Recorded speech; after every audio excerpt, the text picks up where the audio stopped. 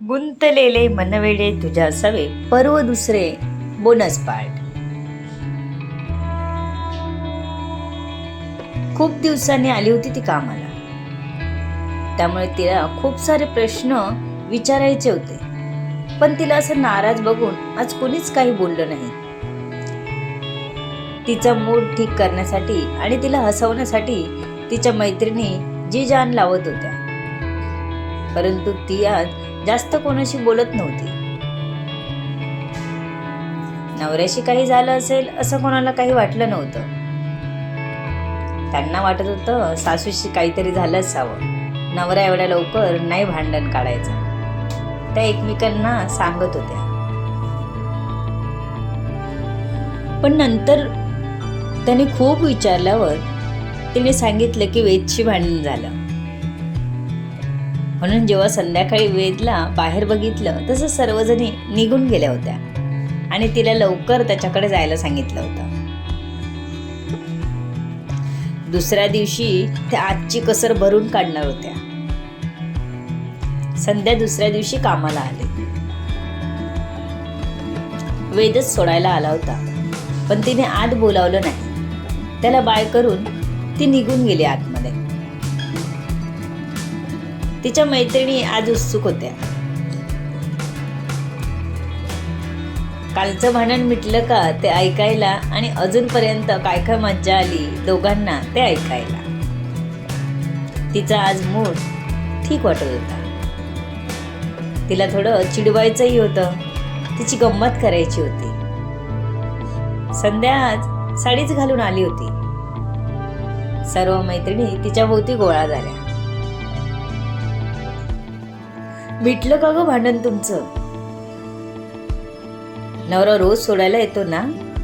प्रिया म्हणाली. मिटलं असेल ग. रात्री गोड गोड पप्पी जप्पी झाल्यावर बिचारा नवरा काय करेल? थोडीच रागून बसेल. इतकी सुंदर बायको असताना. राग निघून गेला असेल त्याचा, निलिमा म्हणाली. नक्की कोण कोणाशी भांडलं होतं? मानसीने विचारलं. आपल्या छोट्याशा भांडणाचा असा अवडंबर करताना बघून संध्याला राग आला होता. अरे तुम्ही किती मोठं करता त्या भांडणाला. आम्ही लगेच इथून गेल्यावर थोड्याच वेळात बोलायला लागलो. संध्याने बाकी सर्व सांगायचं टाळलं होतं. अगं बाई, तुम्ही तिच्या नवऱ्याला काही बोलू नका. तो एकदा भांडला तर काय झालं? तो बोलला ना तिच्याशी. त्याने माफी मागितली की तू स्वतःहून माफ केलंस त्याला? गायत्री म्हणाली. आता जर हा विषय तुम्ही असाच वाढवत राहिलात ना तर मी निघून जाईन हा. संध्या मैत्रिणींना लटक राग दाखवत म्हणाली.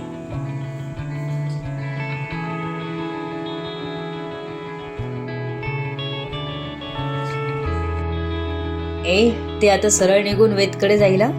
तुम्ही तिला जास्त चिडवू नका, राग देऊ नका. मानसी म्हणाली.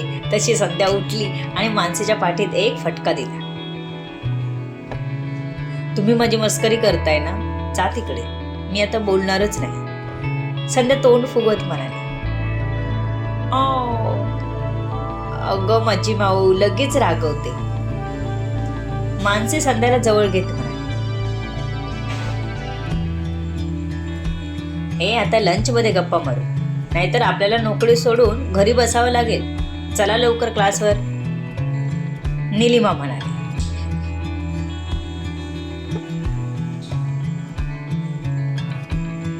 तशात सर्वजणी पटपट बुक्स घेत आपल्या वर्गावर जायला निघाल्या. तरी जाता जाता प्रिया म्हणालीच.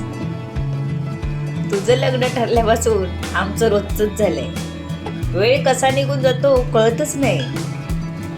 यावर संध्या पण हसली आणि निघून वर्गावर गेली.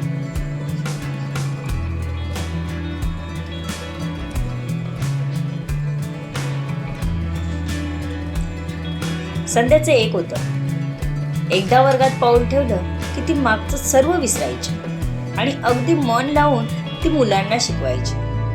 मग ते कुठलंही टेन्शन असो अथवा आनंद ती तो कधीच शिकवताना मध्ये येऊ देत नव्हती. लंच टाइम झाला तसं संध्याला आधीच नकोसं वाटत होतं. सकाळपासून खूप सतावलं होतं मैत्रिणींनी,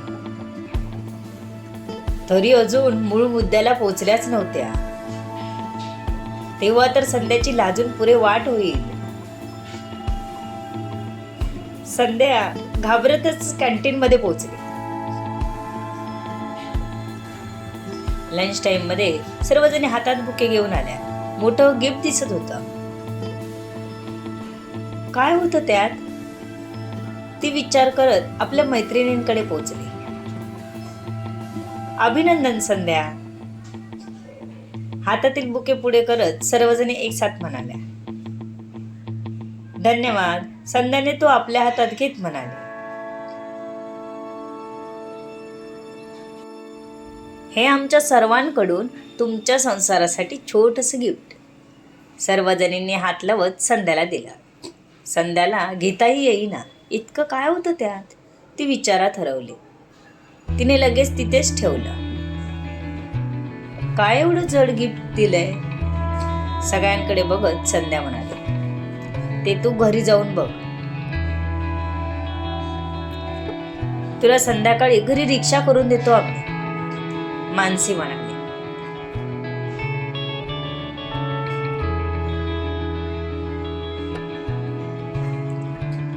लंच लवकर करून झालं तसं गायत्री म्हणाली, आपण जरा बाहेर जाऊन बोलूया का? इथे कॅन्टीन मध्ये आपल्याकडे भूत बघितल्यासारखं बघतात. तिच्या बोलण्याला सर्वांनी संमती दिली. संध्याला चांगलंच माहिती होतं कशाला सगळ्या बाहेर आल्या, पण त्यातही एक वेगळीच मज्जा होती चिडवून घेण्यात. नंतर कोण तिला चिडवणार नव्हतं. ते एका साईडला बसल्या आणि संध्याला मानसीने आपल्या मांडीवर घेतलं. हा, आता बोल. आमचे भाऊजी काय म्हणतात? तुला व्यवस्थित बघतात ना? मानसी तिच्या दोन्ही दंडांना आपल्या हाताने पकडत म्हणाली. संध्याने फक्त मान हलवली. अगं बोल, नुसती काय मान हलवते? की वेदने ती पण बंद करून ठेवली वाटतं, असं प्रिया म्हणाली. तसं संध्या पटकन म्हणाली, प्रिया. ओके, मग वेदने अजून काय काय केलं? मानसी म्हणाली. जसं काय ती सर्व यांना सांगणारच होती.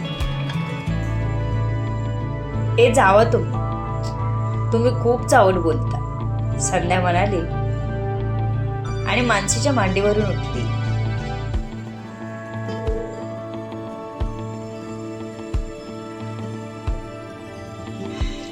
अगं, आम्ही असं कुठे म्हणालो की तुम्ही बेडरूम मध्ये काय केलं?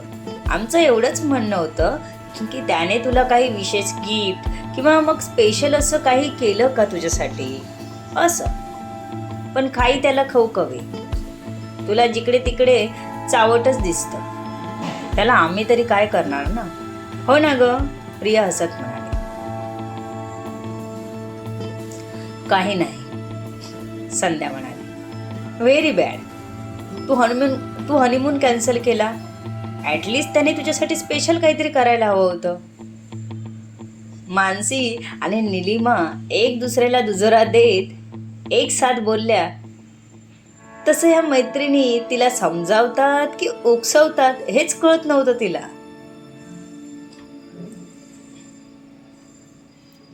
काय बोलायचं या मैत्रिणींपुढे? लवकरच रिसेस संपू दे असंच ती मनात म्हणत होती. संध्याने मौन पकडलं होतं, कारण मैत्रिणी होत्या त्या. काही बोललं तरी त्यावर बोलणारच हे ठरलेलं. त्यापेक्षा न बोललेलंच बरं. म्हणजे नाही बोललं तरी बोलणारच, पण ठीक आहे आता.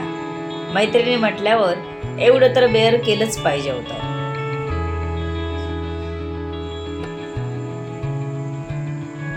ही बघ, नुसती करते.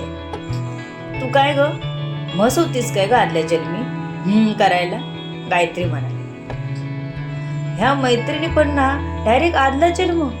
म्हणजे काय होत्या तिच्या मैत्रिणी तिलाच माहिती. ती काहीच बोलली नाही. गायत्री, तू तिला असं आदला जन्म म्हस का म्हणालीस? आता ती तुझं नाव वेदला सांगणार. आता तिच्याकडे वेद आहे हा, हे तू विसरू नकोस, कळलं ना?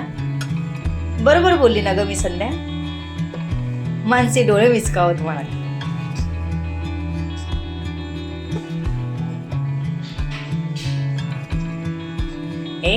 आजच्या दिवशी एवढं पुरेसं आहे, उद्यासाठी थोडंसं ठेवा. चला आता. संध्या काहीच बोलत नाही बघून मानसीच म्हणाली. तशी संध्या हसली. बघ बघ किती खुश झाली. तिला अशी सुटका नाही. आम्हाला कुठे काय सांगितले तिने. खरी गंमत तर अजून बाकी आहे, प्रिया म्हणाली. तसं तिचा रोग ओळखून संध्या पूर्ण लाजली होती. तिला आता कुठेतरी लपावंच असं वाटू लागलेलं.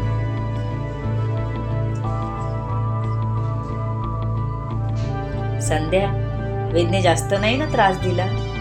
दिला ना तर सांग त्याला गाठ आमच्याशी आहे म्हणून, निलिमा म्हणाली. तसं संध्याला एकदम भरून आलं.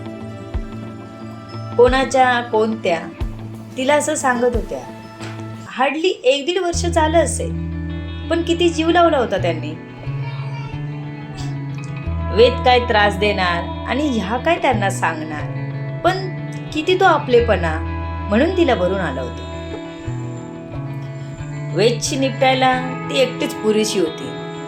तिला दुसऱ्यांची गरज नव्हती. एवढी ती नक्कीच सक्षम होती. नाही ग, ते कशाला त्रास देतील? ती असं म्हणाली तसं परत सर्वजणी ओरडल्या.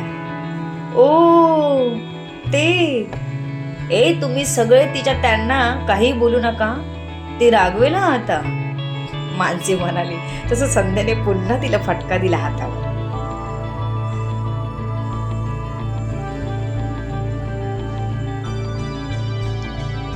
आता रिसेस संपेल, चला लवकर.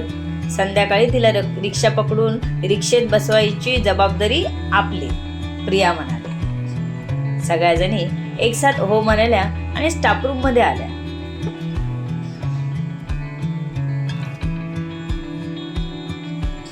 किती ती मस्करी. संध्याला स्वतः हरवलेलं बघितलं आणि सगळ्या एकमेकींना खुणावू लागल्या.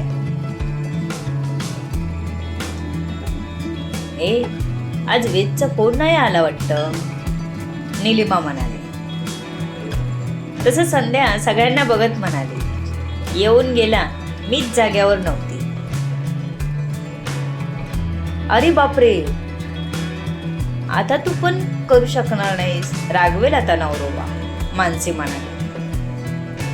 नाही गो, नाही रागवणार, संध्या म्हणाली आणि पुन्हा सगळ्याजणी लेक्चरला निघून गेल्या.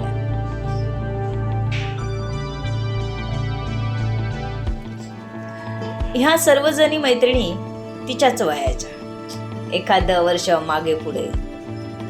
मानसीचं लग्न झालं तर गेल्या वर्षीच. निलिमाची मुलगी आता 4 महिन्यांची झाली होती.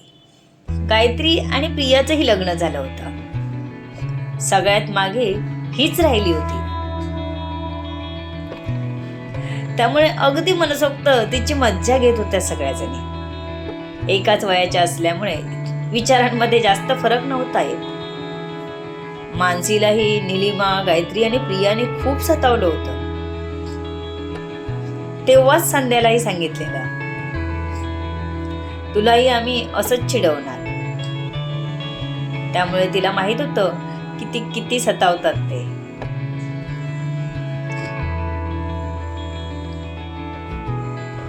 आता त्यांचं असंच नवऱ्यावरून चिडवणं चालू राहणार होतं. तिलाही त्यात मज्जाच येत होती.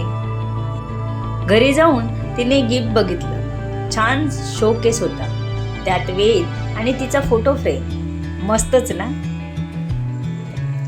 हा बोनस पार्ट होता सर्वांसाठी. कथानक एकदम पुढे नेलं आणि मग लक्षात आलं आपण मैत्रिणींची मज्जाच नाही सांगितली, म्हणून मग हा बोनस पार्ट खास तुमच्यासाठी लिहिला. कथा कशी वाटते नक्कीच सांगत जावा. लेखिका शब्दवेदी उर्फ संतोषी राणे पाताळे. धन्यवाद. असेच पुढचे पार्ट येत राहतील. तुम्ही नक्कीच ऐकत राहा.